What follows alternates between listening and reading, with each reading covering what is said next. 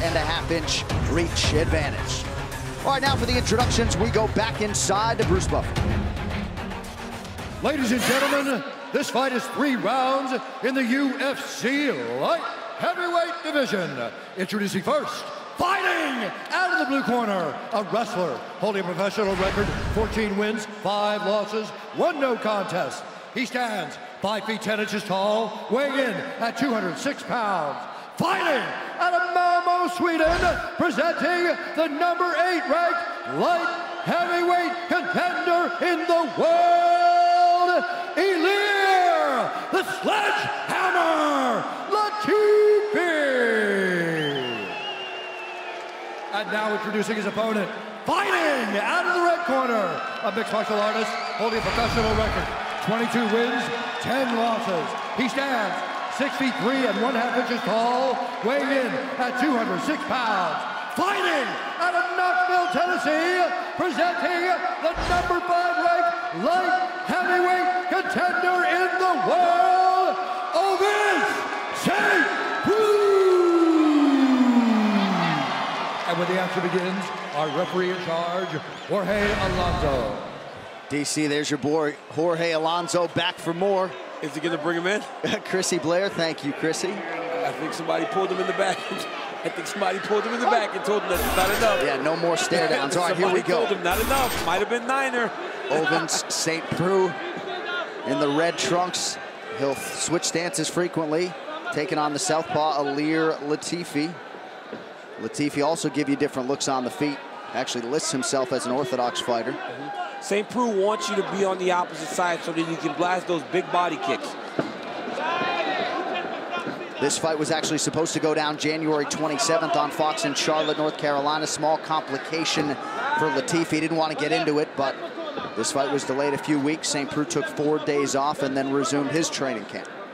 But right now, if you're Latifi, this is not where you want to be. You don't want to be at the distance where Saint Preux can get to you, and it's difficult for you to get to him. Latifi needs to be in tight, grabbing on Saint Preux, hanging on him, trying to take him down to the ground, or just making him work in wrestling situations.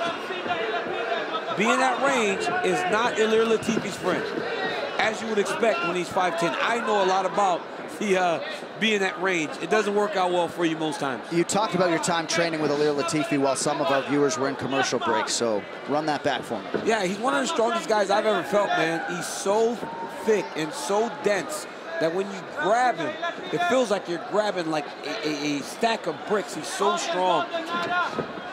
And that's a 2-time U.S. Olympian and current UFC champion telling you that Ilir Latifi is one of the strongest grapplers he's ever trained with, wrestler grapplers. Very difficult to take down. The way he fought Pedro, he was very selective in his takedown attempts. He got 4 of them, won a lot of rounds with him. But he needs to be backing Saint Preux up. When Saint Preux is this comfortable, he's a problem for anybody in this weight class. Saint Preux talked a lot in advance of this fight about the strides he's made with his mental preparation. Physically, he feels like he's a very hard guy to break. He said, Latifi's not going to be able to hold me down consistently here tonight. And as yet, we haven't seen a shot from Ilir Latifi through 2 minutes. Ovince Saint Preux is a really big guy for the weight, too. 6'4" almost, and athletic and fast. You have to make him fight in ways that he doesn't like. But that's much easier said than done.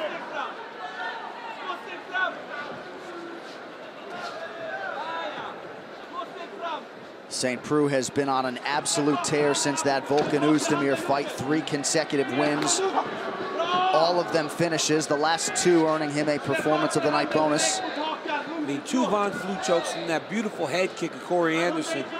He's been fighting great. And even in the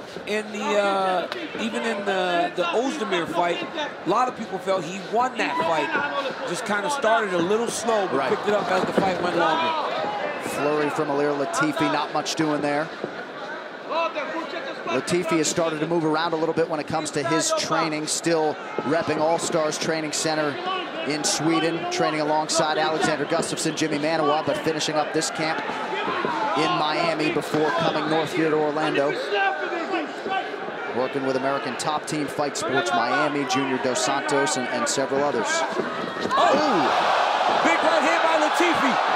3 or 4 times. Big follow-up shots as well. Down goes Saint Preux. 3 or 4 times he was very close. And Saint Preux barely got out of the way, but now he's got that standing guillotine. He's got to feed his hips to Saint Preux. Saint Preux's not even fighting the hands. He's going to go Saint out. Preux goes out. Ilir Latifi puts Ovince Saint Preux to sleep. Whoa! Saint Preux is not even fighting the hands. Latifi through that combination 3 or 4 times. Saint Preux barely got out the way. Once the right hand landed, Latifi jumps on the standing guillotine choke. Ovince Saint Preux is so out of it. He never attacked the hands and went to sleep. Good night, Ovince Saint Preux. Big win for Ilir Latifi. Let's get you the move of the fight. It is sponsored by Metro PCS, bringing you closer than ever to the UFC, putting knockout coverage in your hands by covering 99% of people in the US. Here you see it. Look at that.